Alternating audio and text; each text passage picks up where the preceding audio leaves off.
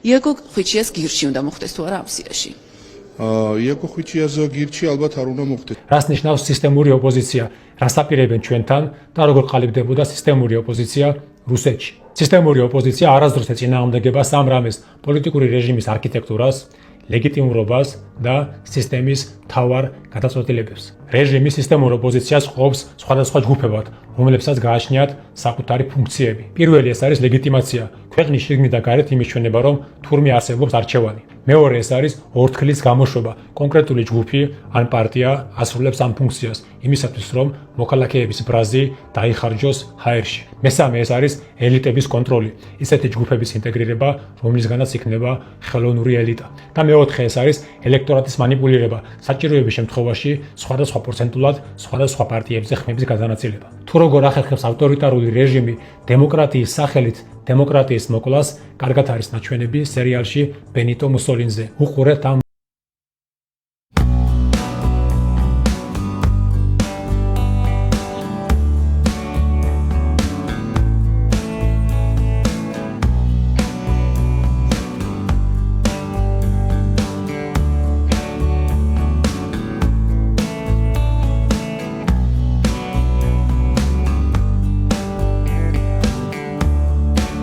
ვლადიმერ ჟირინოვსკი, რომელმაც საკუთარ პარტიას ცინიკურად ლიბერალ-დემოკრატიული პარტია დაარქვა.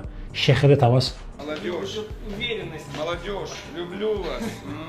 სისტემური ოპოზიცია რუსეთში ყალიბდებოდა სამ ეტაპად. სამივე ეტაპს ჰყავდა თავისი იდეოლოგი. ესენია სურკოვი, ვოლოდინი და კირიენკო. სურკოვმა შექმნა პოლიტიკური მატრიცა. ვოლოდინმა ის გარდაქმნა ძლიერ მართვად ვერტიკალად, ხოლო კირიენკომ ის გააციფრულა და მიიყვანა სრულ იმიტაციამდე. სურკოვის დროს გამოიკვეთა მთავარი კონტურები და ჩამოყალიბდა ფუნდამენტი.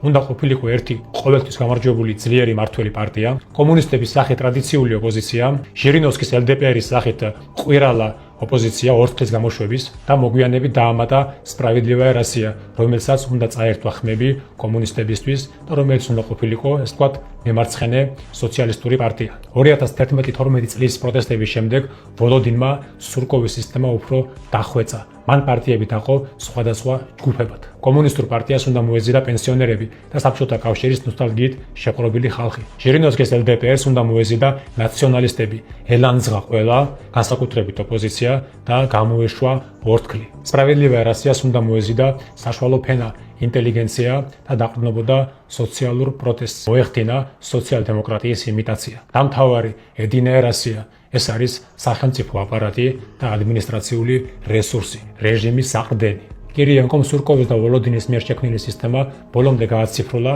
და შექმნა ერთგვარი ამომრჩეველთა ბაზა.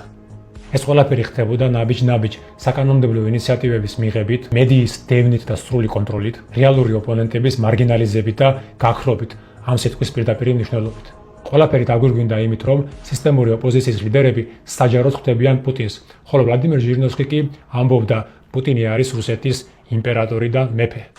საქართველოს შემთხვევაში სისტემური ოპოზიციის კონსტრუირება რამდენიმე წლის წინ დაიწყო, ხოლო ბოლო პერიოდში მიმდინარეობს საბოლოო ფორმის მიცემა, რათა 2028 წლისთვის ყველა პარტიას ჰქონდეს საკუთარი როლი. რეჟიმის მიერ მართულმა ვითომ ოპოზიციონერებმა უნდა წაიყვანონ სხვადასხვა ჯგუფების ხმები, ზოგმა კონსერვატორების, ზოგმა მემარცხენეების, ზოგმა ლიბერტარიანელების და ზოგმა თუნდაც ლიბერალების. რუსეთის მარიონეტის ბიძინა ივანიშვილის ამოცანაა 2028 წელს ყავდეს ძლიერი მართველი პარტია 60-დან 70%-მდე ხმების უმრავლესობით. ამასთან ლეგიტიმაციისთვის და დემოკრატობანას იმიტაციისთვის სჭირდება 3-მდე ოპოზიციური პარტია, რომლებიც გაინაწილებენ 5-დან 10%-მდე. ზოგი იქნება ლიბერტარიანელი, ზოგი კონსერვატორი, ზოგი მემარცხენე. ამ ყველაფრის საბოლოო მიზანია ჩვენს ქვეყანაში ავტორიტარული რეჟიმის გაფორმება, დემოკრატიის განადგურება, უარი ევროინტეგრაციაზე და რუსეთის სატელიტად ქცევა, სუვერენიტეტის დაკარგვა. ვაი რომ კომიკურ დღეში აღმოჩნდებიან, ძალიან გვიან დაიწყეს და საერთოდ ვერ იაზრებენ თუ რა დღეში აღმოჩნდა რუსეთი და სად იქნება 2028 წლამდე. მეგობრებო, კიდევ ერთხელ ვიმეორებ, ჩვენი ამოცანაა ერთმანეთის გაძლიერება, ერთმანეთთან ლაპარაკი და რაც თავარია, ხალხთან ლაპარაკი.